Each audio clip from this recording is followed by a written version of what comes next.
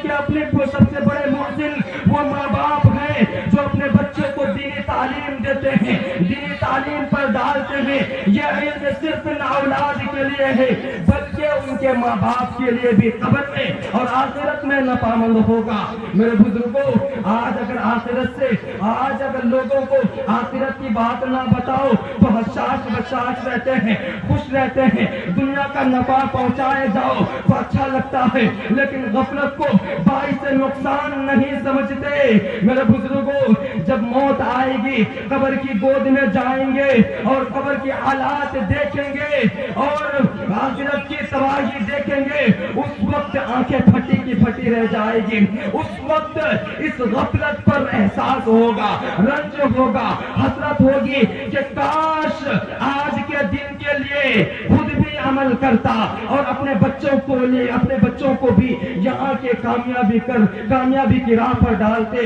لیکن میرے بزرگوں، اس وقت حسرت بے فائدہ ہوگی، اس وقت حسرت کچھ کام نہیں آنے والی ہے۔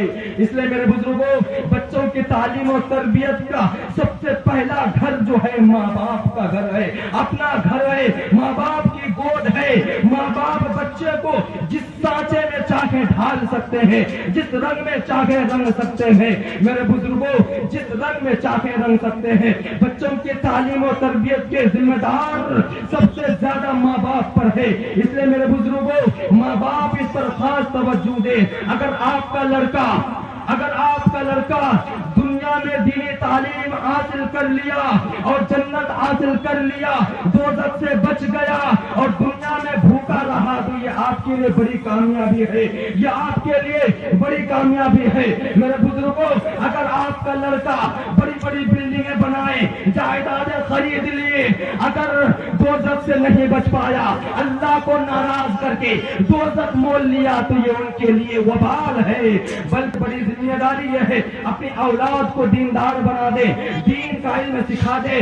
خاص طور پر مائیں اپنے بچے پر خاص طور پر دھیان دے، اس وجہ کہ کم سے کم 9-10 سال تو بچہ اپنی ماں کے پاس ہی رہتا ہے۔ مائیں اس پر خاص توجہ دے۔ اگر آپ کی اولاد دیندار ہوگی تو آپ کے لیے دعا کرے گی، اگر آپ نے جو علم سکھایا ہے اس پر عمل کرے گی تو آپ کو بھی اجر و ثواب ملے گا۔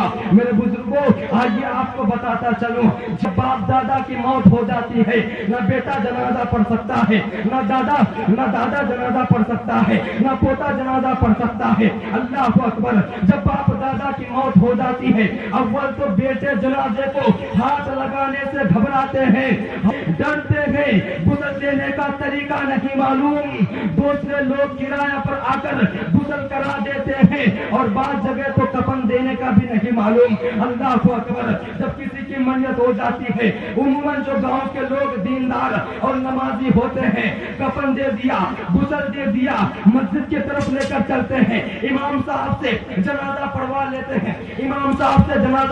لیتے ہیں۔ اللہ اکبر! شرعاً جنازہ پڑھانے کا حقدار میت کا ولی ہے، لیکن یہ مرنے والے کا بیٹا پوتا نماز جنازہ پڑھنے اور پڑھانے سے عاجز ہے۔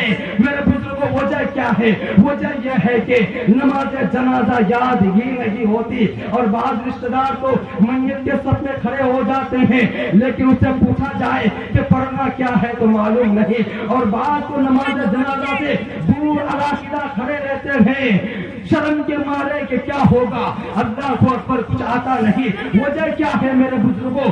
آپ کے خاص لوگ، آپ کے بیٹا، آپ کے پوتا آپ کی نماز جنازہ کیوں نہیں پڑھا سکتا؟ وجہ کیا ہے میرے بزرگوں؟ آئیے، وجہ یہ ہے کہ میرے بزرگوں، مرنے والے نے اسے کبھی دینی تعلیم نہیں دی، دین پر نہیں ڈالا، نماز روزہ نہیں سکھایا۔ اللہ اکبر! ہاں، بڑی بڑی جائیدادیں خرید کر بچے کے نام کر دیں گے، مگر بچے کو اس قابل بنا کے نہ چھوڑا کہ باپ کا جنازہ بھی صحیح طور پر پڑھ لیتے۔ میرے بزرگوں، آئیے، ہم سمجھتے ہیں کہ نیک اولاد اگر ہوگی تو صرف وہ اپنے لیے ہے۔ میں نے پہلے ہی کہا، اگر آپ دینی تعلیم دیں گے تو اس کا اجر و ثواب آپ کو بھی ملتا رہے گا۔ آئیے میرے بزرگ